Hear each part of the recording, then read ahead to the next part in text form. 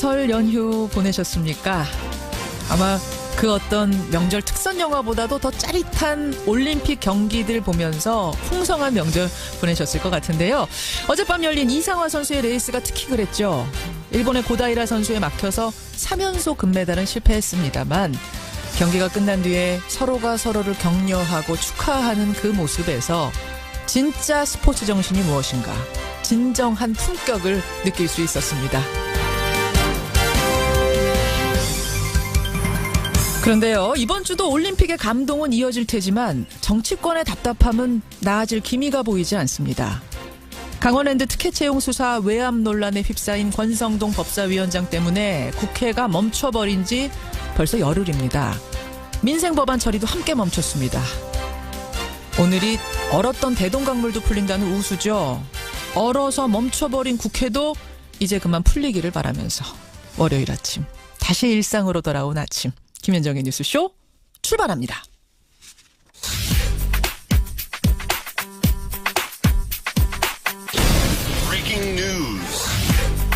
김현정의 뉴스쇼가 주목한 오늘의 포인트, 김정훈 기자 나와 있습니다. 어서 오세요, 김 기자. 네. 예, 오늘 일상으로 돌아온 첫 월요일 첫 포인트 뭡니까? 네, 전설을 입증한 빙상 여제입니다. 이상화 선수 잘 달렸어요. 여자 500m 스피드 스케이팅. 근데 금메달은 못 땄습니다만 못지않은 은메달 따낸 거죠. 네, 금메달을 차지한 일본 고다이라 나오 선수와의 시간 대결이었는데요. 예. 100m까지의 기록은 오히려 이상화가 더 빨랐습니다. 예. 하지만 막판 레이스에서 뒤지면서 0.39초 차로 은메달을 목에 걸었죠. 그러니까 초반에 스피드가 너무 나면서 네. 코너 돌 때 그 스피드를 주체 못하는 바람에 약간 실수가 있었습니다. 삐걱한 거예요. 아시다시피 이상화 선수는 2010년 밴쿠버, 2014년 소치 올림픽에서 2연패를 했는데요. 예. 이후 중압감과 무릎 부상 등으로 은퇴를 고려하기도 했거든요. 근데 어제의 경기 결과로 여전한 정상급 실력을 과시하고 예. 됐습니다. 4년 후 베이징 올림픽까지 기대할 수가 있을까요? 이상화 선수는 지금 모르겠다. 올림픽이 끝났으니 일단은 쉬고 싶을 뿐이다. 이렇게 답을 하기도 했습니다. 어제가 마지막 경기다, 은퇴 경기다 이런 얘기들이 있었는데 사실 은퇴라고 얘기한 건 아니다. 아직 선언하지는 않았습니다. 그래요. 네. 그래서 저는 금메달 딴 고다이라 선수가 이상화 선수 울고 있는데 다가가가지고 꼭 안아주면서 난 여전히 널 존경해, 잘했어라고 말해줬다는 그 장면도 참 감동적이더라고요. 그렇습니다. 예. 오늘 또 다른 감동을 기대할 수도 있을 것 같은데요. 뭔가요? 영화 국가대표 아시죠? 예. 그 국가대표의 실제 모델로 유명한 남자 스키점프 대표팀이 출전하거든요. 스키점프 오늘이군요. 네, 특히 막판까지 단체전 선수 구성이 안 돼서 애를 많이 태웠는데 다행히 국제 스키연맹 등으로부터 구제를 받았다고 하네요. 예, 오늘 스키점프도 여러분 크게 응원해 주시고요. 다음 포인트 가죠. 네, 우리 철강에 떨어진 미국의 관세 폭탄입니다.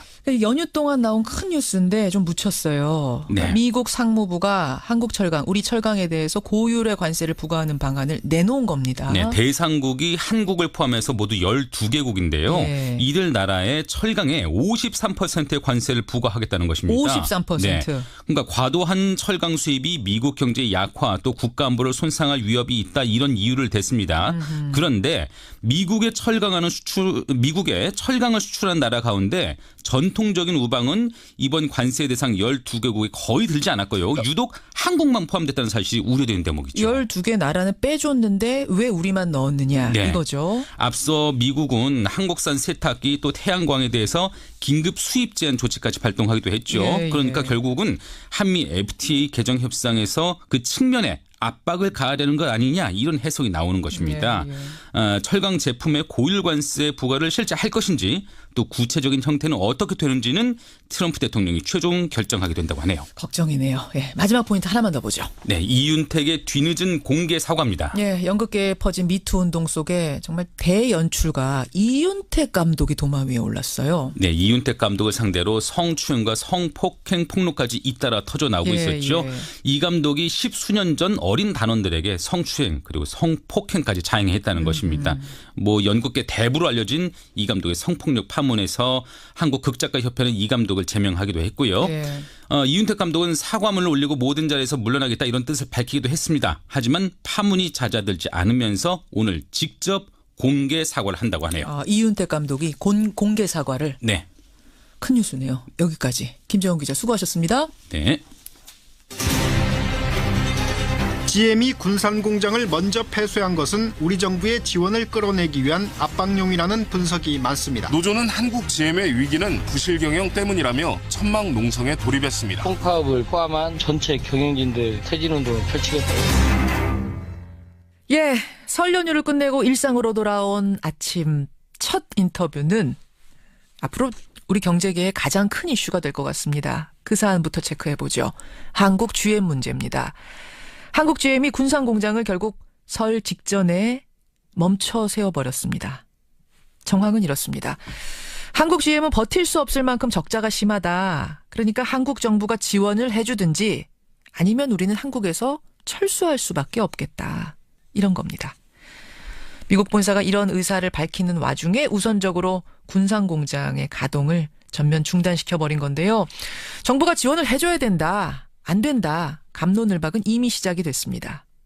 그렇다면 노조의 얘기도 한번 들어보죠.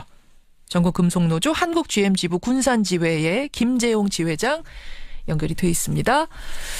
지회장님 안녕하세요. 예, 안녕하십니까. 설명절 어떻게 보내셨어요? 예, 저희 설명절 저희와 같이 하는 상직 간부들과 그 부평에 있는 본사에서 천막에서 설을 맞이했습니다. 고향에 아예 못 내려가셨어요? 예, 그렇습니다. 명절 이틀 전에 그 공장 폐쇄한다는 소식을 듣고 바로 저희 상직 간부들은 천막을 들고 부평 본사 앞에 와서 지금 농성을 하다 보니 설 명절도 고향에 내려가지 못하고 추운 그 천막 안에서 보내고 있습니다. 아니 그러니까 타지에 계시던 분도 설 되면 고향으로 내려가는데 오히려 우리 지회장님은 고향에서 설에 부평으로 올라오신 거네요. 예, 저도 태어난 곳이 군산이고 또 생계를 이어가는 것도 군산인데 처음으로 명절을 가족과 보내지 못하고 이렇게 추운 천막에서 보내는 것 같습니다. 떡국은 못 드셨겠고. 떡국은 여기에서 자체에서 저희 지부장님 사모님께서 고생하신다고 와서 간단하게나마 먹고 저희들 장남들도 있다 보니 약소하게나마 차례상도 좀 지냈습니다. 그야말로 눈물의 떡국 드셨네요. 예, 그런 것 같습니다. 지금 군산공장은 노동자 수가 얼마나 됩니까? 군산공장 안에서 일하는 직원은 약 2,000명 정도 되지만 1차, 2차, 3차까지 협력업체 직원을 합치면 한 12,000명 정도 되고요. 또 가족까지 합치면 약 4만 명 정도 넘는다고 보고 있습니다. 그럼 군산 지역 전체 분위기가 지금 우울하겠는데요. 어떻게 전해집니까? 예. 군산에 있던 현대조선소가 작년에 또 문을 닫았습니다. 바로 또 이렇게 군산 공장 한국GM마저도 이렇게 폐쇄한다는 소식이 전해지면서 군산은 죽음의 도시로 변해가고 있다라는 그런 분위기입니다. 죽음의 도시라고 할 정도예요? 예, 저희가 현대조선소에서도 또 약 5,000명 정도 일자리를 또 잊었고요. 말씀드린 대로 저희 협력업체까지 따지면 저희마저도 한 12,000명 정도 노동자들이 또 일자리를 잃기 때문에 군산은 아마 그런 분위기라고 해도 과언이 아닐 것 같습니다. 군산 전체 인구가 얼마나 되죠? 저희가 군산이 약 26만에서 27만 명 정도 될 것 같습니다. 근데 그중에 4만 명이 다 이 GM하고 연결이 돼 있어요. 그렇죠. 저희들 거의 기혼자들이 많기 때문에요. 그렇게 되었다라고 할 수 있습니다. 죽음의 도시다라는 얘기가 나올 정도. 예. 직원들이 말하는 원인. 그러니까 직원들은 모이면 도대체 왜 우리가 이 지경이 됐어? 왜라고들 얘기하세요? 예. 경영진들은 저희들 가동률이 낮다라고 지금 하고 있지 않습니까? 임금이 매년 상승해서 고정비용 지출이 너무 컸다라는 게 지금 대표적인 이유로 본사가 들고 있는 거거든요. 예. 회사에서 일단 자료들 저희들한테 안 줍니다. 얼마 전에 국정감사에서 카덴 사장도 국정감사에 나와서도 자료를 제공한다라고 해놓고도 아직까지 정확한 자료를 제출하지 않은 걸로 알고 있습니다. 그렇지만 저희들이 분석했을 때는 매출 대비 제조 원가 문제라든가 또 5%가 넘는 고금리의 이자로 지급한다라든가 글로벌 GM이 한국의 부품은 비싸게 팔고 완성차는 싸게 사가면서 계속적으로 적자를 발생할 수밖에 없는 경영 구조였습니다. 그러니까 거기서 5% 고리이자라는 거는 그러니까 미국 본사가 한국 GM에다가 한국 GM이 경영이 어려우니까 돈을 꿔주는 형태로 주고 이자를 5%씩 가져갔다는 얘기죠? 예, 그렇죠. 그런 문제. 또 부품은 본사가 한국 GM에다 비싸게 팔고 완성된 차는 싸게 가져가고 이런 형태라든지. 그러니까 한국 5% 매출 고금리가 넘어간 부분도요. 약 4년에 지금 약 4,600을 지급했다는 걸로 지금 나오고 있습니다.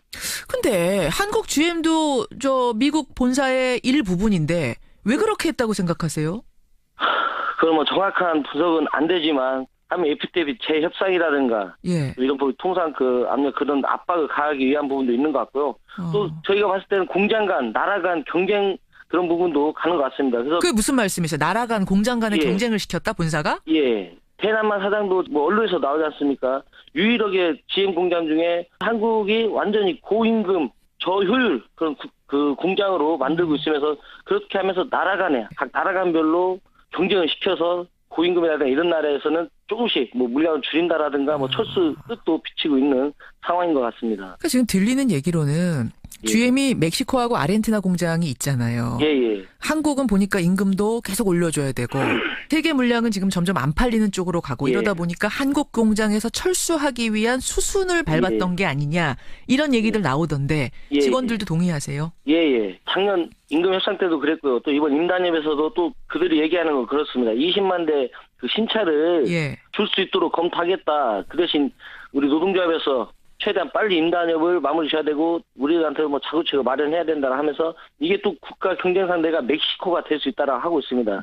예. 나라 간 경쟁 유발하면서 저희들이 만약에 또 모든 노동조합에서 양보를 않는다라든가 자구책을 마련하지 않으면 언제든지 철수할 수 있다라는 뜻을 은근히 비치고 있는 것 같습니다. 그럼 노조 나름의 자구 노력은 그동안 없었나요? 아닙니다. 작년 17년 임금 협상 때 저는 분명히 얘기했습니다. 분산 공장 조합원들이 원하는 것은 임금 인상이나 또 성과급이 아니다. 예. 미래발전 전망과 또 신차 투입을 해준다라면 몇 년 힘들더라도 모든 걸 양보할 수 있다라고 분명한 입장을 밝혔고요. 신차 투입을 해달라는 얘기니까 본사에서 배정을 해줘야 되는군요. 물량입니다. 그 물량인데 예. 저희 군산 공장이 더욱 가동률이 떨어진 이유는 원래 군산 공장은 약 수출의 한 70% 정도를 유럽에다 수출했었습니다. 예. 근데 약 2013년도인가요? 그때 유럽을 철수한다라 발표하면서 예. 그때부터 군산 공장은 수출 길이 막혔기 때문에 가동률이 현저히 떨어질 수밖에 없었고요. 그 이후부터 회사에서는 저희 군산 공장의 물량을 확보하기 위한 어떠한 노력도 하지 않았다고 볼 수 있습니다. 아하. 배정을 좀 해달라. 우리 임금 좀 덜 받아도 괜찮다라고 말을 했는데도 예. 그렇게 해주지 않았고. 사장 입에서는 그랬습니다. 미안하지만 군산 공장에는 계획이 없다. 예. 그 부분을 작년부터 얘기는 했습니다. 그럼 임금은 작년에 올렸습니까? 안 올렸습니까? 조금 올랐습니다. 조금 오른 정도. 예. 알겠습니다. 지금 이제 회사는 군산공장 폐쇄부터 시작해서 GM의 한국 철수 쪽으로 방향을 잡았다고 노동자들은 보고 계세요? 저는 솔직히 말씀드리지만 GM이 그동안 군산공장에 했던 행동으로 봐서는 예. 몇 년 안에 철수는 한다라고 봅니다. 정부 지원 요청이 부족하다라든가 했을 때는 언제든지 철수할 수 있다라고 볼 수 있습니다. 예. 자, 이름이 어떻게 해야 되는 거야? 지금 산업부가 발표한 걸 보니까요. 한국 GM에 직접 고용된 노동자 수가 3만이고 예. 직간접적으로 연결된 노동자 수를 다 합치면 15만 7천 명이더라고요. 예. 그러면 우리나라 자동차 산업 종사자의 45%가 영향을 받는다는 소리입니다. 그렇다고 해서 GM 본사 요구처럼 우리 정부가 대책 없이 지원만 해줄 수는 없는 거고 노조가 생각하는 해결책은 뭔가요? 저희 솔직히 정부가 그 군산 공장과 또 한국 GM을 회생시킬 수 있게 해준다는 것은 고마운 일입니다.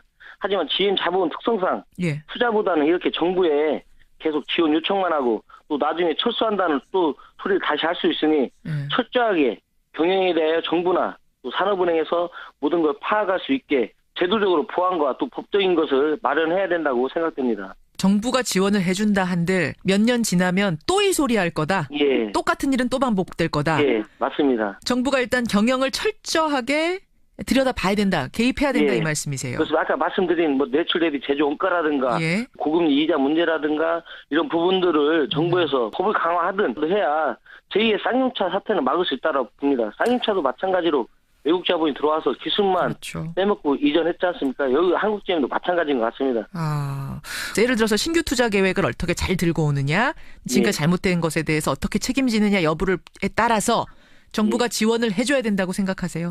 지금 상황에서는 어쩔 수 없이 정부에서 개입할 수밖에 없기 때문에 무작정적인 지원보다는 반드시 경영이든 모든 것을 제도적 보완과 법적인 것을 마련한 다음에 지원을 해줘야 된다라고 생각됩니다.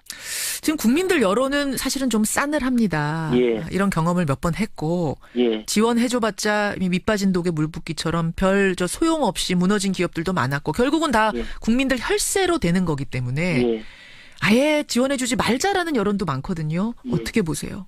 2002년도로 돌아갔으면 좋겠습니다. 그 당시에도 솔직히 저희가 대우자동차 시절에 헐값 매각 논란을 충분히 일으켰습니다. 예, 그 당시에 노동조합에서도 해외 매각을 반대하고 일정 부분 대우 자동차를 정상화 시켜놓고 매각을 하더라도 해야 된다 했는데 예. GM에 약 5,500억인가요? 그 정도의 완전 헐값 매각을 했습니다. 나머지 돈에 대해서도 이자라든가 이런 부분을 상환을 연장해 준다든가 이렇게 했기 때문에 왔던 거고요. 그 이후로 저희 노동자들도 임금 동결도 됐고 단체 배당 유보도 했던 경험도 있습니다. 하지만 GM에서는 신규 투자를 하기보다는 예. 그냥 그 정부 상대로 이런 돈을 빌려달라 뭐라 이런 상황으로만 나갔다 뿐이기 때문에 솔직히 제일 억울한 거는 현장에서 일하는 노동자라고 생각됩니다. 그렇기 때문에 국민들의 여론은 알지만 15만 명의 일자리를 지키기 위해서라도 정부에서는 도움을 요청하는 바입니다.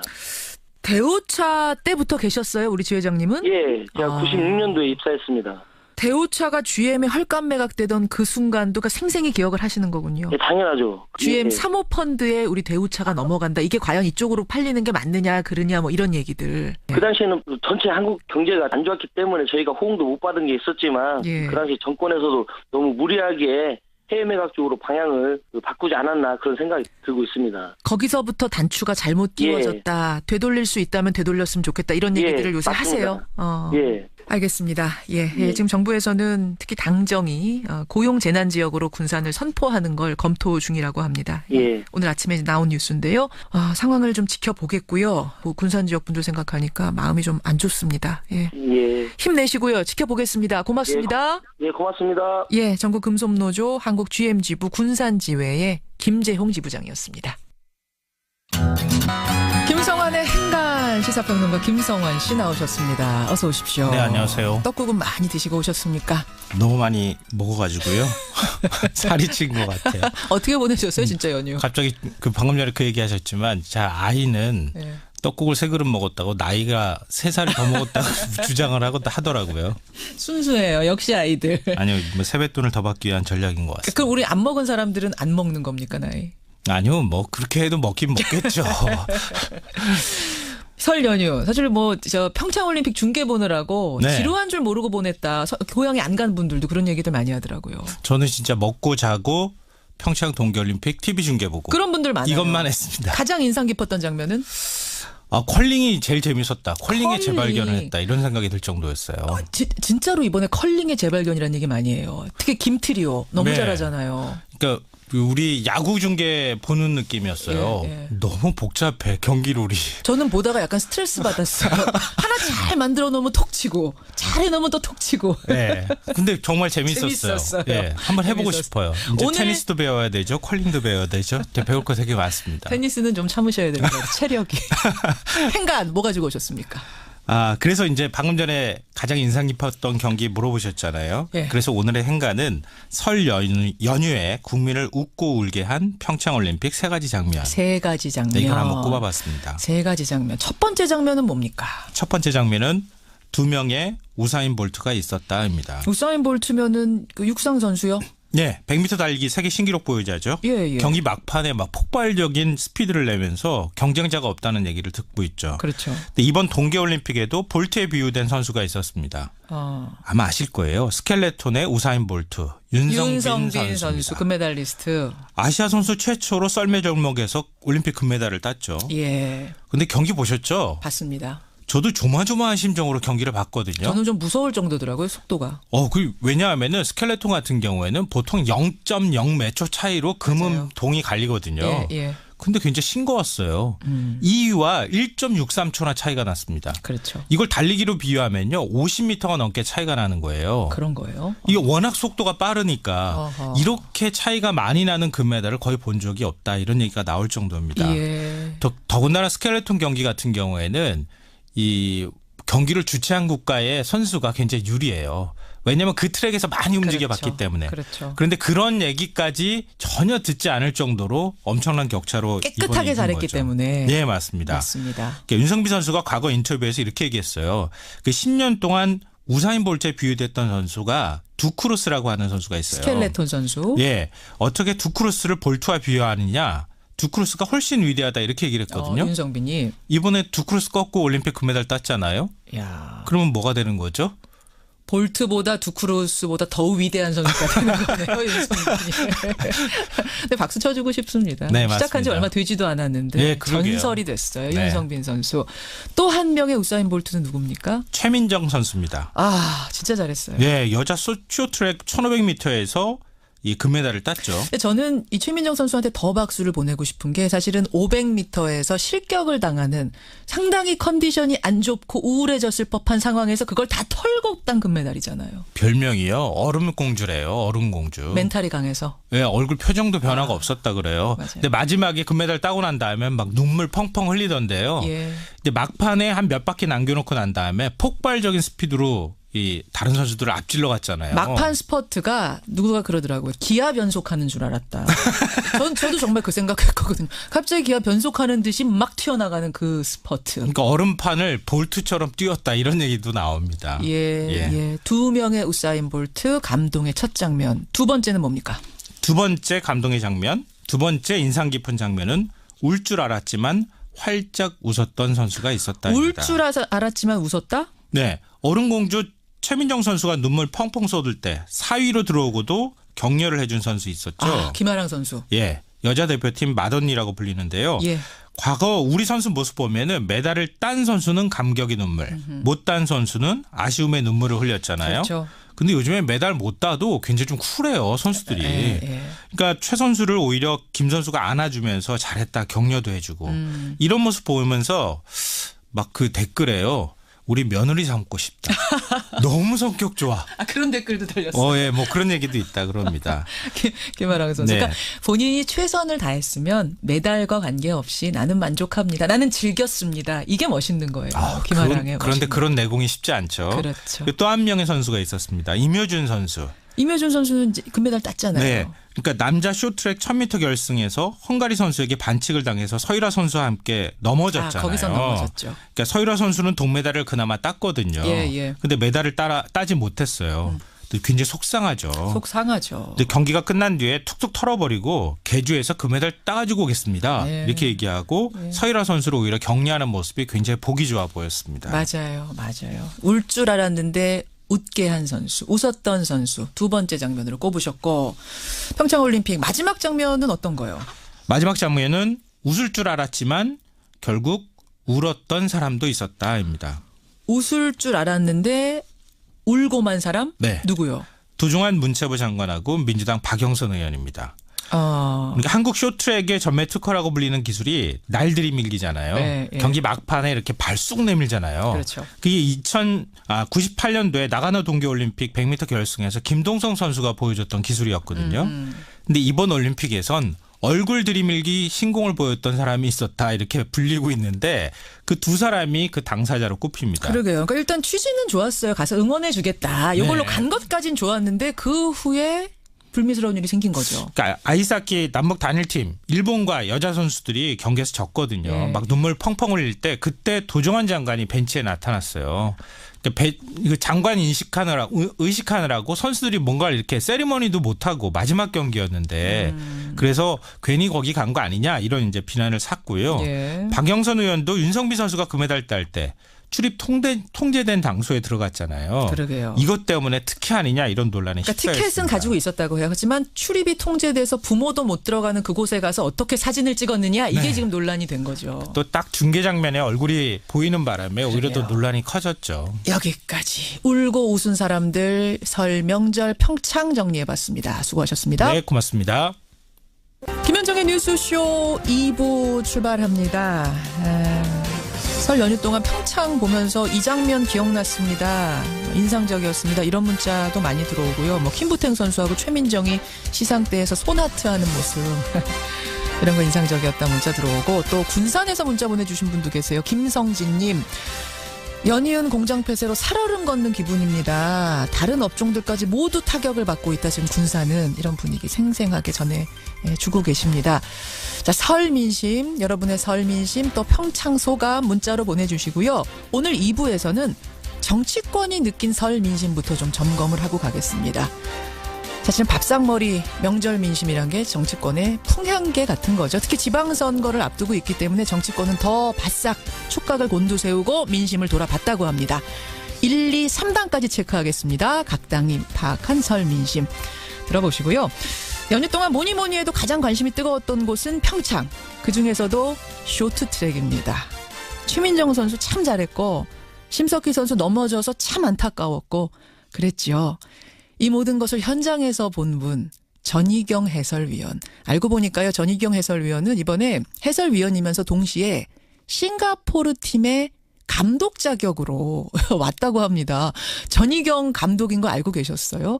예, 전희경 해설위원 만나보죠. 50원의 단문 100원의 장문 유료 문자 샵 1212 카톡 레인보우까지 열어놓고 출발합니다.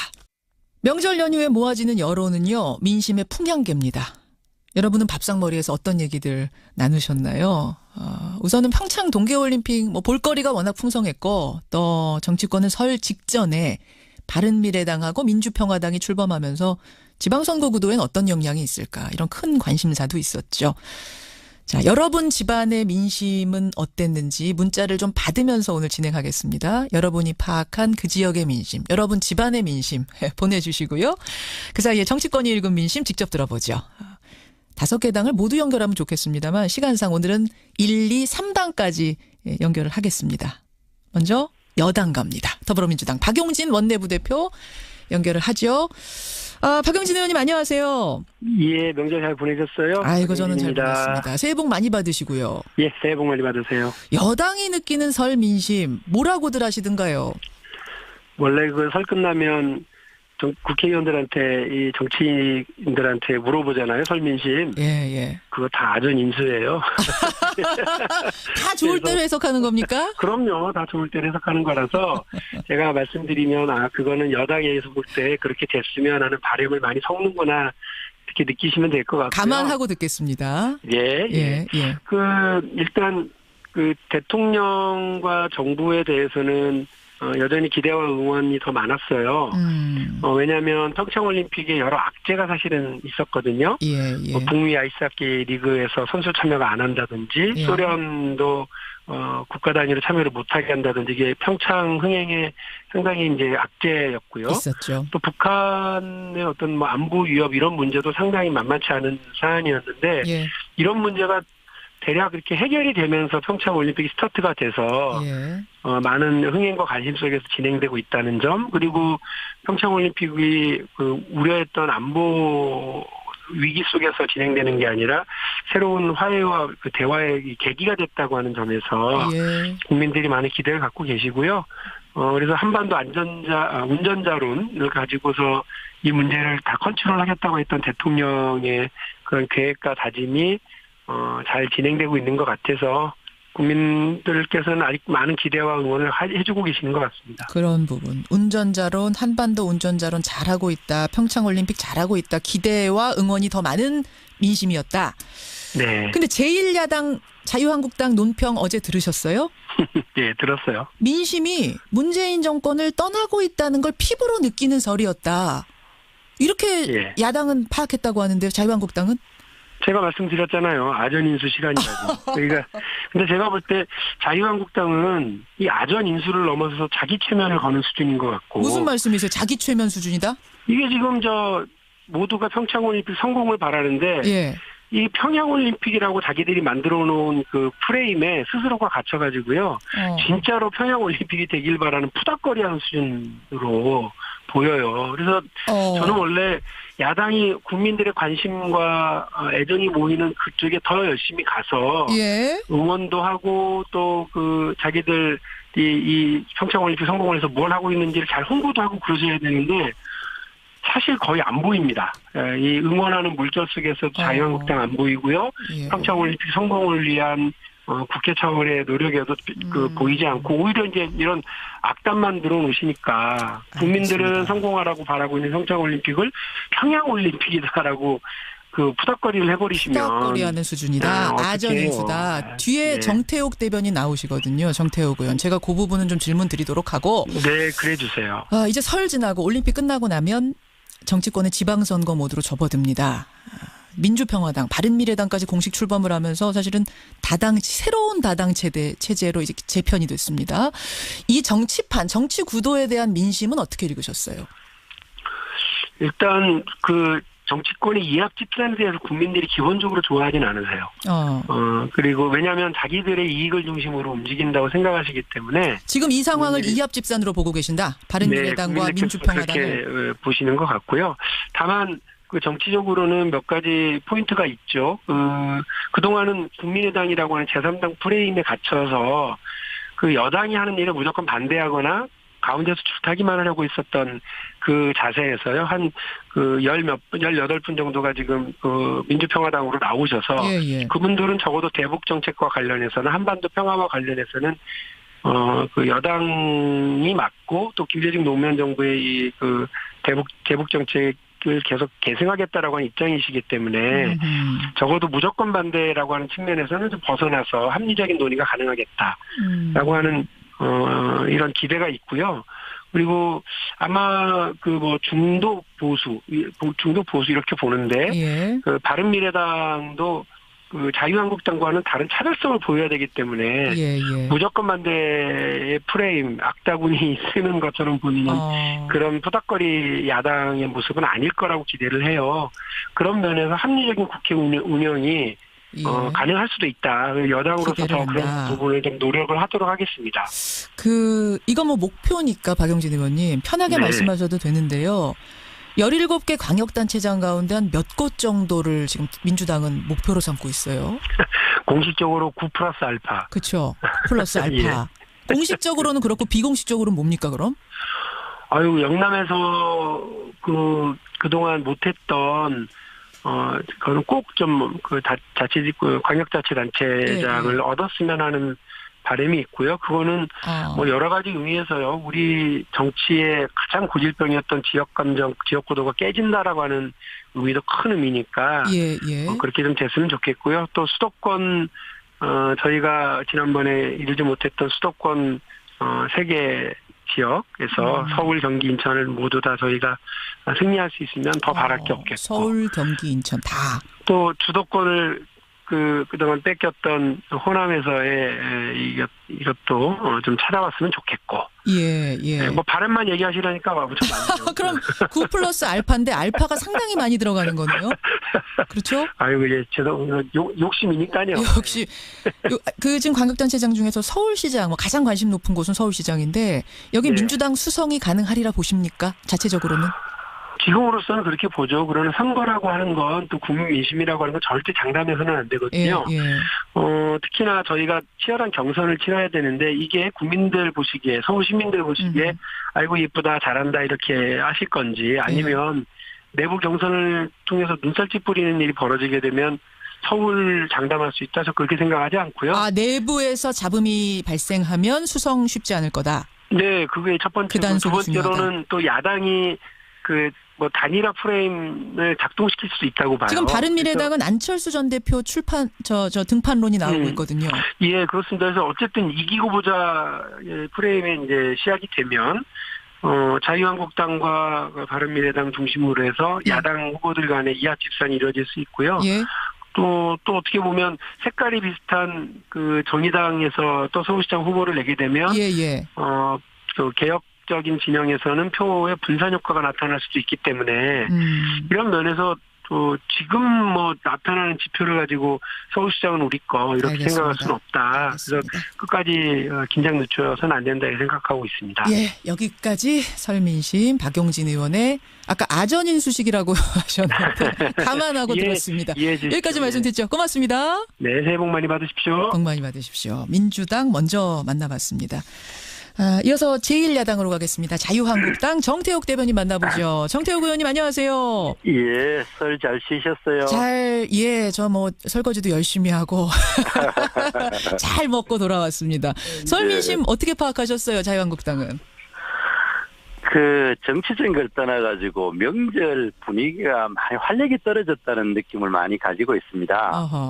그러니까 보통 명절이 되면은 거리에 차나 사람이 많이 다니고 극장 같은데 색동옷을 입은 사람이 다니는데 그런 것이 많이 줄어들었다는 느낌을 가집니다. 활력이 그 원인이 있겠느냐?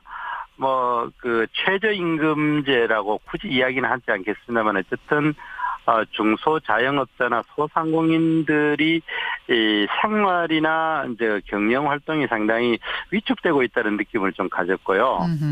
그다음에 실제로 이 일자리 문제에 있어가지고 저도 이번에 그 차례 지내면서 우리 제 조카 애들 이래 보니까 상당히 걱정이 많았는 부분이 있었습니다. 그리고 이 정치적인 이야기가 들어오면은 북한 아까 이 민주당 대변인께서도 이야기를 했지만 원내 부대표입니다. 그 아주 극찬을 하고 있는데 이번 올림픽 때에 북한에 대해서 우리 정부가 너무 저자세를 보인 건 아닌가 그런 것 측면 하나 하고 또 지금 남북 정상회담에 대해서 좀 성급하다 이런 느낌을 좀 가졌습니다. 근데 이제 그까지가 민심이고 제가 생각하기는 정상회담을 어제 갑자기 대통령께서 속도 조절을 이야기했는데 우물가에서 숭늉 찾지 말아라 이런 말씀을 했죠.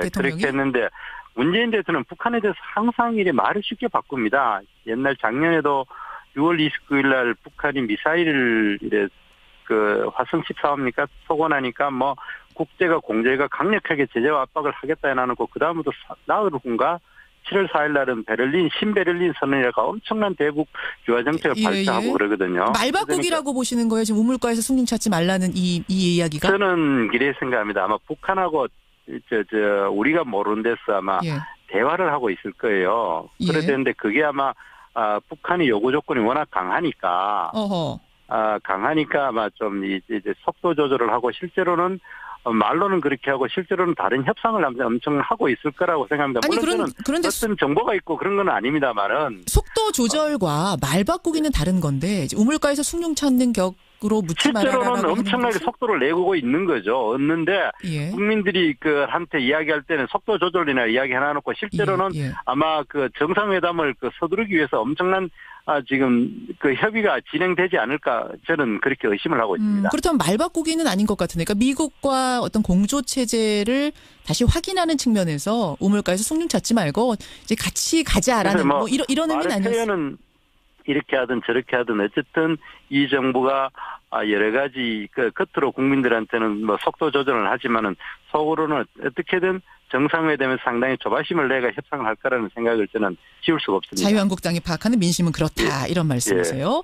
자, 앞서서 이제 민주당 이야기 들으셨지만 지금 야당이 국정 운영을 적극 도와야 되는 게 지금 민심이다. 기대와 응원이 더 많다라는 여당이 파악한 민심은 그렇다고 하는데 그럼 동의 못 하십니까? 글쎄 이제 듣는 사람에 따라가 많이 다르겠지만은요. 저희들이 느끼기에는 지금 민주당 정부가 과도하게 독주, 독선 그리고 또 여러 국정에서 무능력한 부분을 많이 보이고 있습니다. 그러면서도 또 이렇게 독주, 독선만 나는 것이 아니라 정치 보복을 너무 강력하게 하기 때문에 이 부분에서는 야당이 제대로 역할을 하기 위해서는 여기에 제동을 걸어주는 게 야당의 역할이라고 생각합니다. 자, 그러면 정 의원님. 다가오는 지방선거에서 정권 심판론이 작동할 거라고 보세요? 저는 다가오는 선거의 가장 중요한 화두는 정권 심판론이 될 거라고 생각합니다. 정권 심판이 될 것이다. 그거를 이 정부는 카플라지라 그럽니까? 이게 무마하기 위해 가지고 개헌 국민투표 개헌 사실 국민들이 원하는 권력 구조에 대한 건 빼버리고 이상한 기본권이나 지방분권 이런 지방분권 중요한데 그거는 헌법적인 사항이 아니고 법률 사항이거든요. 그런 거를 갖고 와가지고 분위기를 바꾸려고 하는 건데 정상적인 지방선거는 분명히 문재인 정부 실정 1년에 대한 심판이다 이렇게 생각을 합니다. 근데 사실은 작년 추석 민심만 해도 국정농단의 여파 때문에 보수 야권 괴멸 수준이다. 여기에 대해서 자유한국당도 동의하셨잖아요. 정태욱 의원도 여기 스튜디오에 나와서 그 얘기 하셨잖아요. 지금은 달라졌다고 보시는 거예요? 사실 이제 박근혜 대통령 탄핵되는 것 자체가 벌써 보수가 괴멸됐죠. 그리고 또 보수가 분열됐고 그럴 때는 괴멸이 맞다 이런 생각을 하고 그래서 자유한국당 내에서도 여러 가지 진통이 아직도 많이 있습니다. 하지만은 점차적으로 이제 여당 체질에서 야당 체질로 포수를 지금 바꿔가고 있고 그리고 제대로 현 정부가 또 여러 가지 실정과 무능력 무능을 이래 보이고 있는 것에 대해서 제대로 우리가 바로잡아가는 과정이기 때문에 비교적 힘을 차려가는 과정이다 이렇게 생각을 합니다. 예, 지지율은 여전히 10%에서 20% 박스권에 갇혀 있던데 이거는 벗어날 거라고 보시는 거예요? 그거는 이렇게 봅니다. 제가 지난 그 20대 총선 때 그때 당시에 여러 가지 지지율이 보면은 그때 당시 새누리당이 약 한 35% 정도 지지를 받았고, 그때 당시 민주당이 약 한 25% 지지를 받았거든요. 그런데 실제로 선거를 해보면은 여야가 지지율은 거의 똑같았습니다. 의석도 한 석 차이였고. 열어봐야 안다?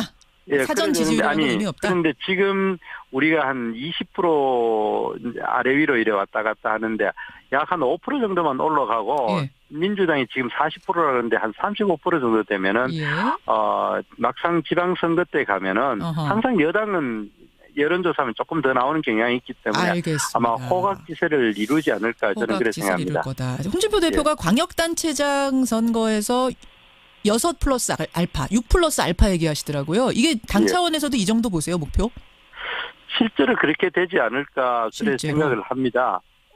여러 가지 지금 현재 그 여론조사상으로서는 상당히 불리한 상황이긴 한데 제가 아까 이야기했듯이 현 정부의 무능과 실제가 되면 달라질 거다. 이런 것들이 많이 알겠습니다. 있고 또 막상 정권 심판론으로 가면은 6석 정도는 가능하지 않을까 저는 생각을 합니다. 근데 바른미래당이 창당했거든요. 범보수 진영이 이게 양분되는 거 아니냐. 보수 지지하던 표 갈라지는 거 아니냐. 특히 바른미래당은 합리적 보수, 진짜 보수라면 우리 지지할 거다. 우리가 대안이다. 이런 얘기 하시던데요. 위협적이지 않으세요? 제가 이제 지역구인 대구에서는 크게 위협적이지 않고요. 아마 수도권에서는 일부 영향이 있으리라 생각을 합니다만 그러나 우리 국민들 자체가 옛날하고 달라가지고 기본적으로 여야 완전히 그 두 개 분야뿐만이 아니라 또 이제 제3당의 존재도 필요하고 또 실제로 여야 지지율 외에 또 어느 일정 공간이 있기 때문에 그것이 우리 자유한국당의 6석을 확보하는 데 결정적인 변수라고 저는 생각하지 않습니다. 결정적인 변수는 되지 않을 거다. 바른미래당이. 근데 지금 한국당은 서울시장에서 마땅한 후보 못 찾고 있고 바른미래당은 PK에서 아직 적당한 후보 못 찾고 있고 그래서 결국 두 지역에서는 연대하지 않겠느냐 이런 얘기도 나오더라고요. 가능성이 지금 있습니까? 우리 자유한국당의 기본 스탠스는 이번 지방선거에서는 선거연대가 없다. 그런 스탠스를 지금 가지고 있습니다. 그러기 때문에 이번에 어떻게 보면 저는 바른미래당을 바라보는 시각에서 이런 시각을 가지고 있습니다. 지난번에 국민의당이 너무 오락가락 했지 않습니까? 우왕좌왕하고. 무슨 협상을 시작할 때는 야당으로 시작해가, 마지막에 가서는 여당 되고, 낮에는 야당하고, 밤에는 여당하고, 이렇게 됐는데, 또 그렇게 되는 것이 지역 민심, 호남이라는 지역 민심 때문에 자꾸 그렇게 갈팡질팡을 했었는데, 이번에 차라리 둘러짝 갈라져가지고 하는 것이 우리 자유한국당의 유불리를 떠나가지고 정당의 바람직한 방향에서는 잘 됐다고 생각을 하고요. 알겠습니다. 그렇지만은 바른미래당이 자유한국당과 제대로 된 야당의 지위를 두고 선의 경쟁을 하는 게 바람직한데 지금 현재 미래당은 보면은 항상 양비론 옛날에 국민의당 했듯이 여당도 싫고 야당도 싫고 이쪽도 잘못했고 저쪽도 잘못했다 이런 양비론 양심으로 가면은 미래가 없다 이런 생각합니다. 미래가 없다. 양비론으로 가서 미래가 없다. 조언까지 지금 해주셨어요. 바른미래당 뒤에 나오실 텐데 알겠습니다. 자유한국당이 파악한 민심 여기까지 듣죠. 정태욱 대변인 고맙습니다. 예, 고맙습니다. 이어서 바른미래당 바로 가겠습니다. 바른미래당 사무총장 맡으셨어요. 김관영 의원 연결을 해보죠. 김관영 의원님 안녕하세요. 네, 안녕하세요. 김관영입니다. 13일에 창당했죠, 바른미래당. 네, 그렇습니다. 그럼 아직 일주일도 안 된 거네요, 사실? 네네. 이 줄임말이 뭡니까? 중앙선관위에 지금 등록이 오늘 돼요? 바른미래당을 미래당으로 하면은 안 된다 해가지고 이거 그럼 줄이면 바른당이라고 불러야 되나요? 바른미래당이라고 그냥 불러주십시오. 그냥 풀네임으로 바른미래당. 좋습니다. 바른미래당. 어떻게 이번 설 명절에 밥상머리에 좀 화제가 됐다고 해요? 어떻게 파악하셨어요? 네, 많은 국민들이 관심을 가지고 있는 것 같습니다. 특히 제 지역구인 호남에 가보면 집권을 위해서는 위원 확대가 불가피하고 또 호남만으로도 안 된다. 그렇기 때문에 바른당과 합당하는 것도 필요한데 그 과정에서 분열된 것이 좀 아쉽다라고 하는 그런 말씀을 주시고요. 예. 문재인 정부에 대해서 제대로 잘한 것은 칭찬하지만 제대로 견제할 수 있는 야당이 되어봐라, 잘해봐라라는 그런 격려의 말씀을 많이 주셨습니다. 그래요. 예. 근데 이제 민주평화당은 호남을 기반으로 한 중도 진보 정당이다. 이런 좀 분명한 색깔이 있는데 바른미래당에 대해서는 아직 명확한 색깔을 모르겠다. 이런 민심도 있더라고요. 민평당에서는 아예 바른미래당을 한국당 이중대다 이러고 홍준표 대표는 사입이 우파다. 이렇게까지 폄하를 하던데 어떻게 답하시겠습니까? 아마 두 당이 저희 당을 좀 두려워하기 때문에 그런 얘기 하지 않는가 싶습니다. 두려워서? 예, 그리고 특히 민평당 같은 경우는 그동안 계속 중도 개혁 정당이다라고 얘기하고 그 안에서 활동하던 분들이 어떻게 갑자기 진보 정당이 됐는지 제가 묻고 싶습니다. 특히 이 호남을 기반으로 한 정당인데요. 이분들이 이제 자꾸 바른미래당을 이 자유한국당하고 붙이면서 이 보수 쪽으로 분류를 하면서 자기들은 진보 쪽이다. 이렇게 이분법적으로 자꾸 분류를 합니다. 보수 쪽 아니에요? 바른미래당? 범보수 아니에요? 아, 그렇지 않죠. 아니에요? 저희가 그럼요. 중도개혁 정당을 저희가 명확히 지향하고 있고요. 이번에 의석을 보더라도 지금 21석 9석인데요. 저희 당 안에 과거에 지금 가장 진보적이 당내에서 과거 국민의당에서 진보적으로 평가되고 있는 최이배 의원이라든가 권은희 의원이라든가 이런 분들이 다 저희 당에 그대로 계십니다. 국민의당에서 21분 가셨고 바른정당에서 9석이니까 그렇군요. 민평당에서는 자꾸 이 현재 호남에 인기 있는 민주당의 그 그늘 안에 있으면서 오히려 바른미래당을 자꾸 자유한국당하고 붙이려고 해가지고 거기서 호남에서 표를 득표하려는 그런 전략이 아닌가 싶은데요. 이건 실제로 호남에서 여론조사를 해봐도 저희가 뭐 민평당보다 바른미래당이 높게 나오는 여론조사가 많이 나오고 있습니다. 알겠습니다. 한국당 이중대, 사이비 우파 이거 다 말 안 된다. 우리는 중도 개혁파다. 이 말씀. 바른미래당 김관영 사무총장. 그나저나 정당에게는 제일 중요한 이벤트가 선거입니다. 선거를 통해서 국민 선택받고 그 힘으로 정치를 해나가는 건데 신생정당한테는 더 중요하잖아요. 더 절실하죠. 일단 광역단체장 후보를 17개 전 지역에서 다 내겠다. 이거 공식적인 겁니까? 이 얘기는? 네. 저희가 17개 저희 다 내려고 생각하고 있고요. 가능합니까? 가능하다고 저는 생각합니다. 가능한 거하고 또 당선되는 건 다른 문제인데 김관영 의원님. 다르죠. 의미 있는 승리의 기준을 그럼 어느 정도 잡고 계세요?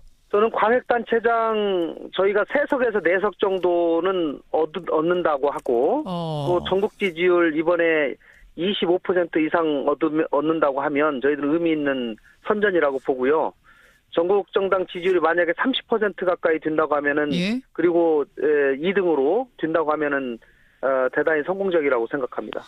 그 안철수 전 대표가 서울시장을 좀 띄워줘야 되지 않겠는가? 지금 말씀하신 3, 4 플러스 알파가 되려면 안 전 대표의 서울시장 등판론은 이거는 불가피한 거다라는 여론 나오고 있죠, 당 안에서.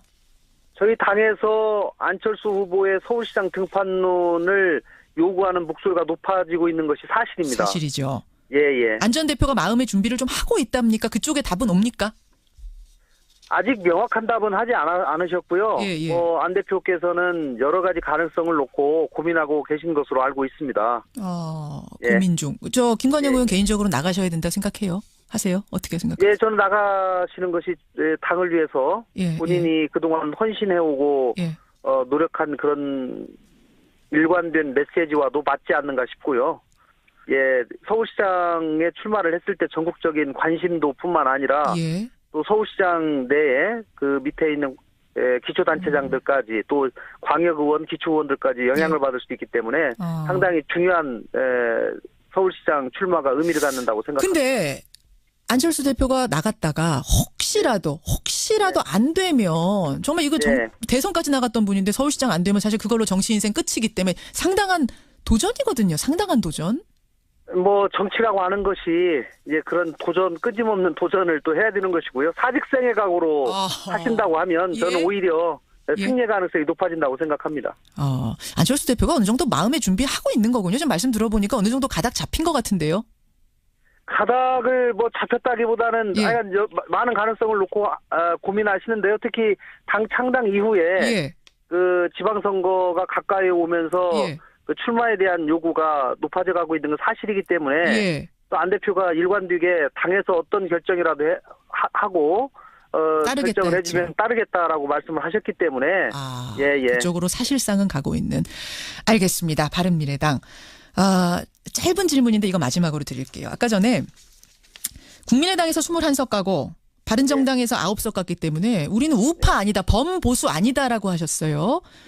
그런데 남북 관계를 바라보는 시각 이런 데 대해서는 두 정파가 그러니까 이제 갈라져서 이제 합친 두 정파가 다른 생각을 갖고 있지 않느냐.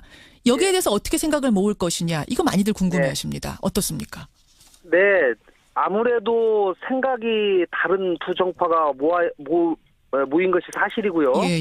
그렇다고 하면 남북 관계에 관해서도 치열한 내부 토론을 통해서 이제는 하나된 목소리를 내는 것이 필요하다고 생각합니다. 사실 아직은 하나 안 됐죠. 뭐 완전한 화학적 결합이 아직은 지금 뭐 상당한 지 지금 불과 일주일도 안 됐기 때문에 그렇지만은 특히 이 대북 문제와 안보 문제에 관해서 내부의 치열한 토론이 꼭 필요하다고 생각합니다. 바로 그 부분. 사실은 이런 부분이 정리돼야 하는 게 이제 신생 정당의 숙제라는 거. 이런 민심도 지금 청취자 문자로 들어온다는 거 전달드리면서 김관영 의원님 여기까지 말씀 듣겠습니다. 고맙습니다. 네, 감사합니다. 여기 바른미래당까지 세 당이 파악한 설민심 확인해봤습니다. 세 당이 파악한 설민심을 듣는 동안 여러분의 지역 민심, 여러분 집안 민심 많이들 보내주셨어요. 김경진님은 고향이 대구입니다. 대구 분들 생각이 많이 바뀌셨더라고요. 이명박 박근혜 정권이 잘못됐다는 얘기에 다들 동의하셔서 이번 설에 다들 동의하셔서 놀랐습니다. 그러셨고요. 기인님은 여기는 창원입니다. 친척들이 정치 얘기는 자제했습니다만 그래도 홍준표 대표의 품격에 대해서 좀 논의하는 자리가 있었는데 한 2대1 정도로 부정적인 의견이 많았다. 그래요?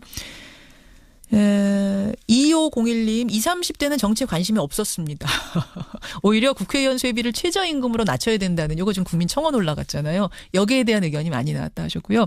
이철희님은 지방에 사는 분들은 부동산 오르지도 않는데 정부에서 보유세니 재산세니 이런 얘기하는 것에 대해 걱정이 많았다. 요런 민심도 전해오셨습니다. 김옥환님은 아까 정태욱 자유한국당 대변인께서 활력이 좀 떨어진 것 같더라. 영화관에도 사람이 별로 없는 것 같더라라는 이야기에 대해서 평창올림픽 보느라 중계 보느라 영화 보러 안 간 거예요.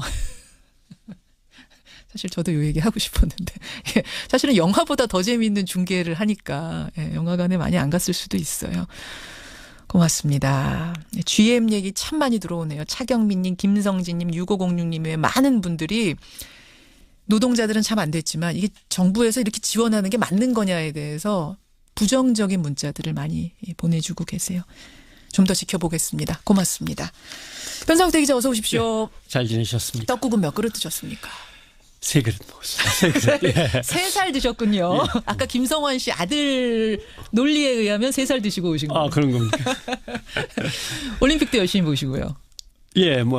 눈이 아파서 더 이제 올해는 못 보겠더라고요. 계속 재방송 또 보고 하다 보니까 또 뉴스는 따로 또 봐야 되고 하니까. 우리 쇼트트랙 팀 정말 잘했고요. 잘하더라고요. 잘했어요. 어제 그 고다이라 선수와 이상하 선수 어깨 동무도 저는 인상적이었고 금운이 중요한 게 아니라 고다이라 선수가 울고 있는 이상하 선수한테 와서 너 잘했어. 두 사람이 1살 차이거든요, 사실. 난 아직도 널 존경해라고 얘기하는 이 장면, 이게 스포츠다. 제가 추위를 많이 타서 평창 갈 생각도 안 했습니다만 어제는 정말 갔어야 하는데 이런 생각이 들더라고요.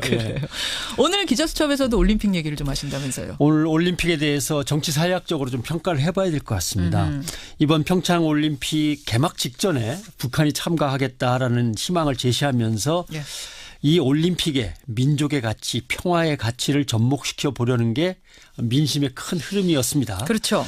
그런데 이제 갑작스레 전개되면서 약간의 혼선도 있었습니다만은 문제는 특히 보수야당, 특히 제1야당 쪽에서 많이 발생했습니다.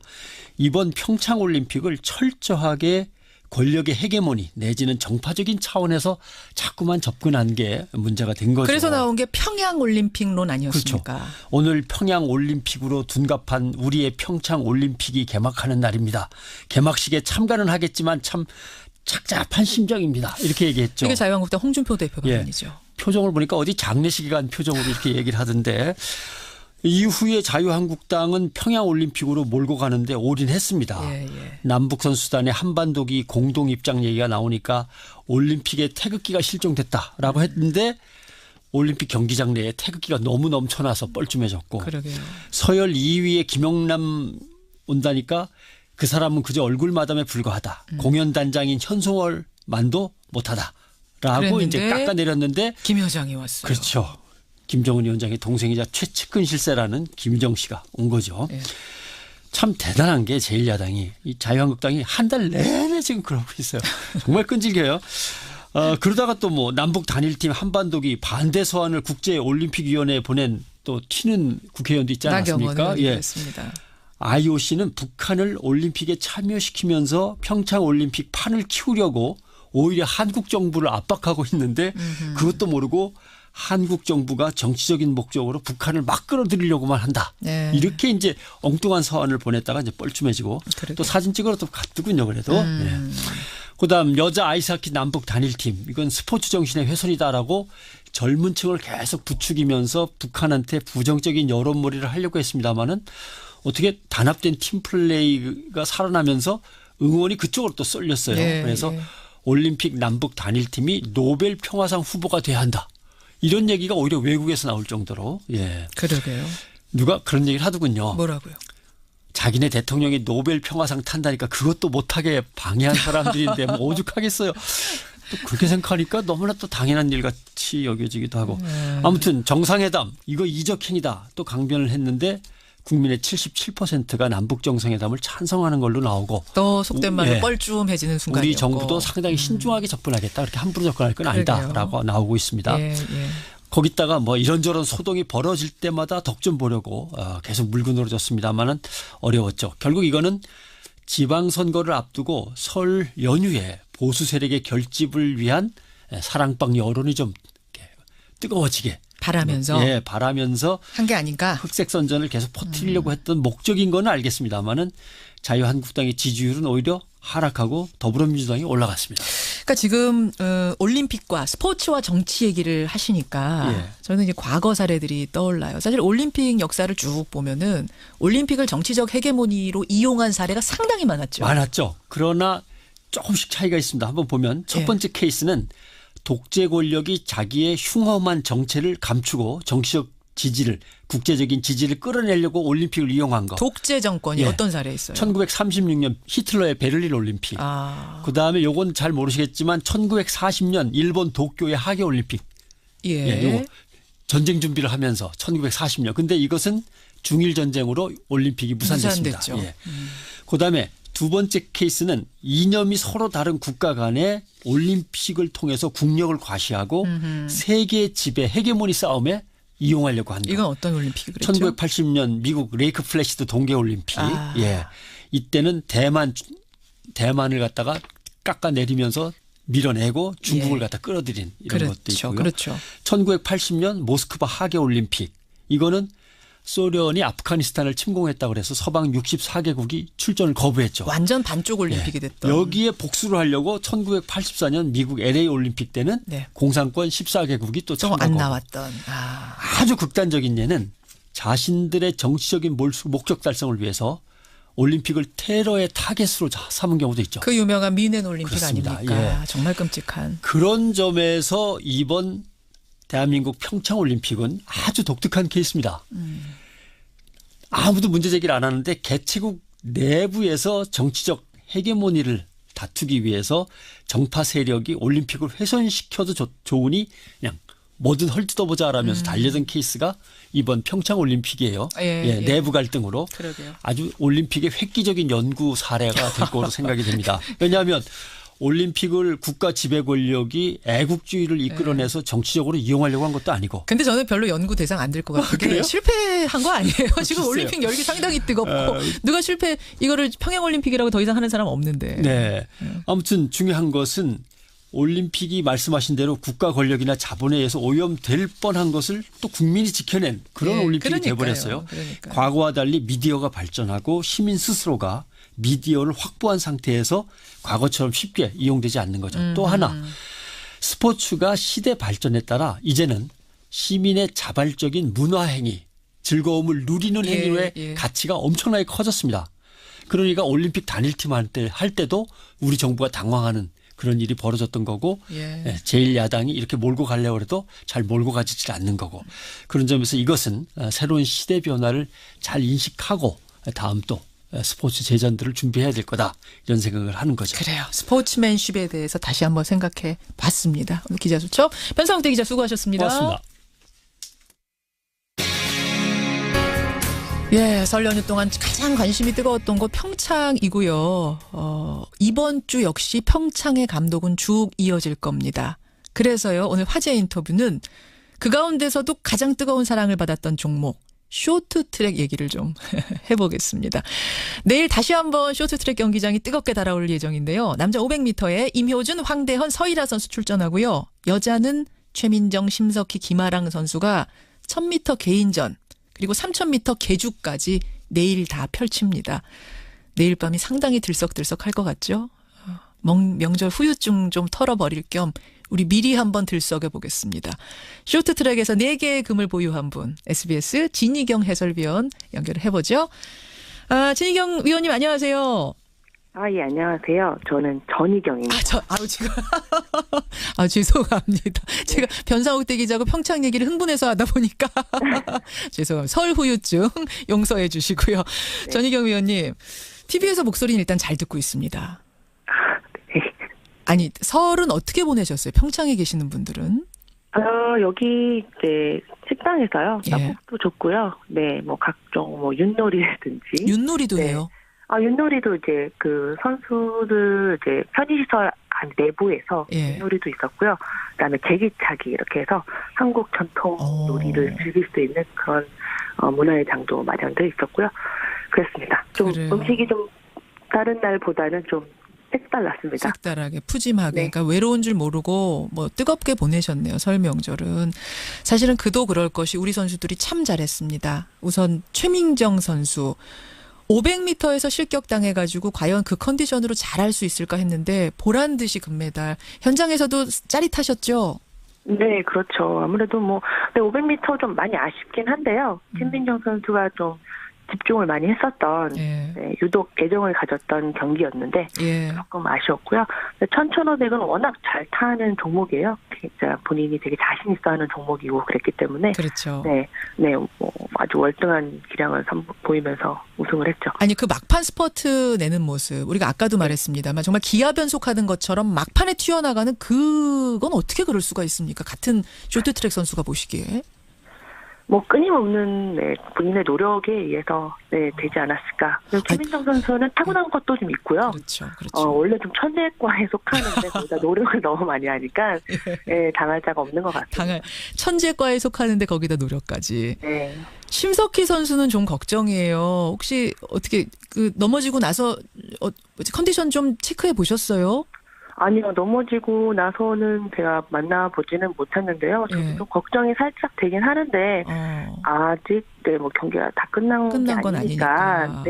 좀 빨리 좀 털고 일어났으면 좋겠습니다. 많은 분들이 걱정하시는 게, 사실 대회 직전에 심석희 선수가 좀 불미스러운 일이 있었잖아요. 네. 그 영향을 받고 있는 거 아니냐, 재기량 발휘 못하는 거 아니냐, 이 걱정들 하시거든요. 영향이 없지는 않겠죠, 당연히. 쭉. 지도를 해오던 분이고 오랜 시간 함께 했던 분이기 때문에 코치 선생님이 그렇죠. 당연히 영향이 되게 클 것 같고요. 하지만 그녀 자신도 4년 동안 기다려온 이제 올림픽이기 때문에 꿋꿋하게 이겨내야죠. 이겨내야죠. 했고요.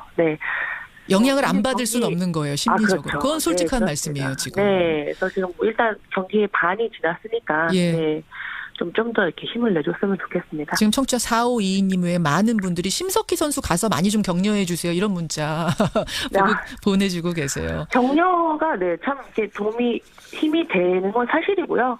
하지만 이제 결정적인 거는 본인 스스로가 의지를 갖고 이겨내야죠. 그래요. 전희경 해설위원 지금 만나고 있습니다. 근데 제가 지금 해설위원이라고 호칭을 하고 있습니다만 사실은 직함을 하나 더 가지고 계세요. 네. 아직 모르시는 분들이 많으신데 싱가포르 쇼트트랙 국가대표의 감독직을 맡고 계시잖아요. 네. 아니 어떻게 싱가포르 감독으로 가게 되셨어요? 코치 생활을 하려고 간 거는 아니고요. 예. 네, 저희 아이들이 거기서 지금 유학을 하고 있어서 제가 같이 들어가 있는 상황에서 부탁을 받아서 팀을 맡게 됐습니다. 부탁을 받아서. 일단 동남아시아라는 좀 특이한 상황이고요. 링크장이 하나밖에 없습니다. 그리고 하나라도 있는 게 되게 다행스러워요. 그러니까 나라에 아이스링크가 하나밖에 없어요? 통틀어서? 네, 하나밖에 없습니다. 그래요? 사실은 동남아 국가에서 빙상을 한다는 자체가 이례적인 거죠. 특이한 거죠. 네, 그렇죠. 네, 그 나라에서도 이제 일단 동계 종목 자체에 관심 별로 없는 상황이고, 관심도 없고. 네, 링크장이 어디 있는지도 모르시는 분도 꽤 많으시고. 그러니까요. 그래서 이제 이번에 이제 샤이엔 고 선수가 출전한 게 싱가포르 역사상 처음 동계올림픽 출전입니다. 여러분 1500m에 샤이엔 고라는 싱가포르 선수가 출전했는데 이게 싱가포르 역사상 첫 출전. 네, 그래서 상당히 이제 역사적인 순간이었고, 그래서 이제 나라에서 상당히 이제 관심도 많이 갖게 되었고, 쇼트트랙이라는 종목이 이제 나라에 이제 딱 선보여지는 그런 날이었고요. 네, 어쨌든 이 선수를 계기로 싱가포르 그리고 또 동남아시아 쪽에 이제 어떤 쇼트트랙 붐이 좀 일었으면 하는 그런 마음도 있어요. 샤이엔고 선수가 보니까 그 예선 3조 6명 중에 5등 했더라고요. 감독님으로서 감독이 보시기에 만족하십니까, 이 성적? 아니요. 이제 원래는 이제 목적은 목표는 한 바퀴가 잡히지 않았으면 하는 게 목표였어요. 원래 이 선수가 장거리 선수는 아니고 500m, 1000m 정도밖에 이제 돌아가지 못하는 실력이었는데, 근데 이제 그 경기 올림픽 전에 한 달 정도를 이제 한국에 미리 들어와서 연습을 되게 많이 했어요, 나름. 네, 근데 이제 기록으로 봐서는 충분히 이제 그날 이제 선두권을 따라갈 수 있는 그 정도 기록이었어요. 거기까지는 쫓아왔는데 그날 이제 중심을 살짝 잃으면서 이제 약간 간격이 확 벌어지면서 그걸 끝까지 따라가지 못했어요. 근데 이제 한 바퀴까지도 아니고 한 반 바퀴 채도 안 났었던 것 같아요. 그래서 그 부분만 아니었으면 조금 더 잘했을 텐데. 있었는데 저는 되게 아쉬움이 남고요. 꼴찌는 안 했으니까 일단 만족을 해야 되겠습니다. 전희경 해설위원, 전희경 감독이 대단한 게, 그러니까 동남아 국가에서도 한번 빙상붐을 좀 일으켜보자. 워낙 침체되어 있는 그곳을 살려보자라는 생각으로 여기 감독직을 맡고 계시는 겁니다. 베이징 올림픽도 이제 싱가포르 출전해야죠. 네, 사실 저희 최종 목표는 이제 베이징에 있었어요. 네, 이제 너무 갑자기 이제 올림픽 출전권이라는 해문이 주어져서, 네, 그래서 저도 좀 준비할 시간이 별로 많지는 않았습니다, 이번에는. 네, 이제 지금 싱가포르 주니어 선수 중에 좀 눈에 띄는 선수들이 한두 명 꽤 있어요. 그래서 그 선수들이 지금 이제 세계 주니어 대회를 준비를 하느라 좀 한국에 들어와서 운동을 하고 있고요. 좀 기대되는 선수들이라서 제가 다시 돌아가서 좀 열심히 준비를 한번 해볼까 합니다. 진짜 유치한 질문 하나 들어왔는데 해도 될까요? 전희경 감독께 드리는 질문. 해도 되나 모르겠네. 대한민국 팀과 싱가포르 팀이 같이 뛴다. 그럼 어디 응원하시겠습니까? 이 질문 들어올 줄 알았어요. 그 질문 되게 많이 받았어요. 되게 많이 받았고요. 같은 교회에서 경기를 한다 하면은, 네, 저는 일단 저의 본연의 의무를 일단은 다 하겠죠. 싱가포르이죠. 감독인데. 네, 운동을 시켰으니까, 훈련을 시켰고, 이제 제가 위치에 있는, 당연한 거죠. 스포츠니까. 이기 때문에 하는데요. 마음 한편에는 좀, 한국 팀이 원하지 않을까 하는 생각을 하고 있습니다. 누가 이겨도 좋다. 이렇게 정답으로. 그럼. 네. 선의의 경쟁을 하는 걸로. 선의의 경쟁. 좋습니다. 전희경 해설위원. 남은 경기도 잘해 주시고요. 네네. 목이 조금 가라앉으실 수 있거든요. 목 관리도 잘 하시고요. 예. 네, 내일 있을 우리 쇼트트랙도 뜨겁게 응원하겠습니다. 오늘 고맙습니다. 네, 감사합니다. 평창에서 지금 뛰고 있습니다. 해설하랴 감독하랴 바쁜